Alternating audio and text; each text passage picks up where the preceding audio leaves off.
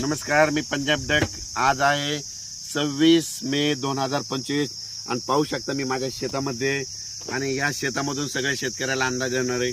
राज्यातल्या सर्व शेतकऱ्याला सांगू इच्छितो की राज्यामध्ये 26 मे पासून म्हणजे 26, 27, 28, 29, 30 आणि 31 मे पर्यंत दररोज भाग बदलत जोराचा पाऊस पडणार आहे, म्हणून हा अंदाज लक्षात घ्यायचा। काही ठिकाणी मुसळधार पडणार आहे, काही ठिकाणी अति मुसळधार पडणार आहे, कुठं रिमझिम पडणार आहे। राज्यात सगळीकडे म्हणजे चारही विभागामध्ये म्हणजे पूर्व विदर्भ, पश्चिम विदर्भ, दक्षिण महाराष्ट्र, उत्तर महाराष्ट्र, कोकणपट्टी, खानदेश, मराठवाडा सगळीकडे पाऊस पडणार आहे, म्हणून हा अंदाज लक्षात घ्यायचा। आणि योगायोगानं तुम्हाला एक सांगू इच्छितो, सगळ्याच्या आनंदाची बातमी, केरळला मान्सून दाखल झालेला आहे आणि आणखीन 2 दिवसात आपल्या महाराष्ट्रात देखील दाखल होईल। पण परिस्थिती अशी आहे की शेतकऱ्याचे शेत असे हे पाहू शकता, हे आमचं शेत आहे, शेत तयार आहेत, फक्त काय झालं त्याच्यामध्ये तण उगवलंय, म्हणून याला एकदा पाया हाणावं लागणार आहे। म्हणून शेतकऱ्यासाठी ज्यांचं शेत दुरुस्त करायचं त्यांच्यासाठी परत एक आनंदाची बातमी, 1 जून नंतर 1 जून ते 7 जून पर्यंत असं चांगलं कडक सूर्यदर्शन होणार आहे।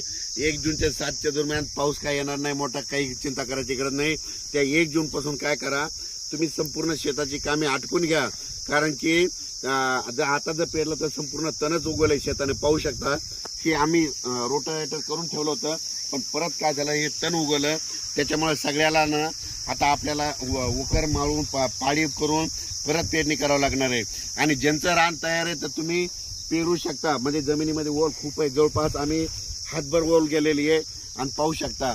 पण राज्यातल्या ज्यांचं शेत तयार आहे तर तुम्ही कापसाची लागवड करू शकता, तुम्ही तुमचा निर्णय स्वतः घ्या। पेरायचं असेल तर पेरा, जमिनीतली ओल तपासा, तुम्ही तुमचं पेरू शकता। पण 1 तारखेनंतर 7 तारखेपर्यंत शेतकऱ्याला मेहनत करण्यासाठी म्हणजे पाऊस थोडा विश्रांती घेणार आहे, म्हणून हा अंदाज लक्षात घ्यायचा। मान्सूननं दणदणीत म्हणजे आगमन इतकं जोरात केलंय, तर तुम्हाला सांगतो आज देखील म्हणजे आज 26 मेला देखील राज्यामध्ये आपल्या महाराष्ट्रामध्ये ठिकठिकाणी मुसळधार पाऊस पडणार आहे। मुंबईला देखील अतिवृष्टी होणार आहे, नाशिक देखील अतिवृष्टी होणार आहे।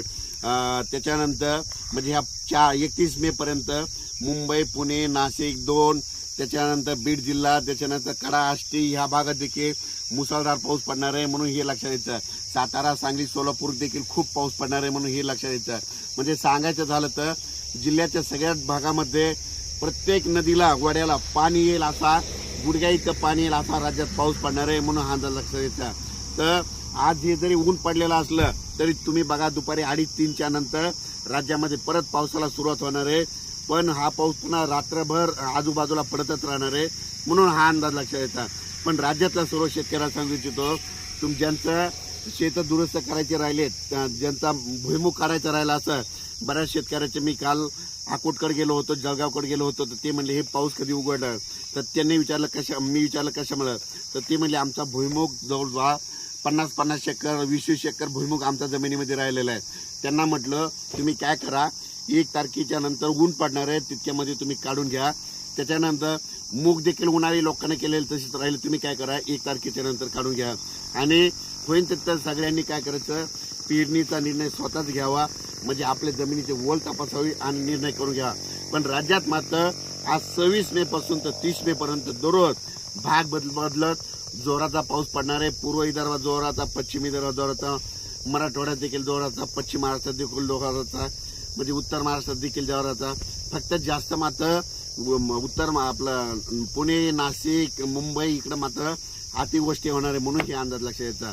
काही नद्याला पूर देखील येणार आहे, म्हणून हे देखील ह्या 4 दिवसाला सगळ्यांना अंदाज द्यायचा।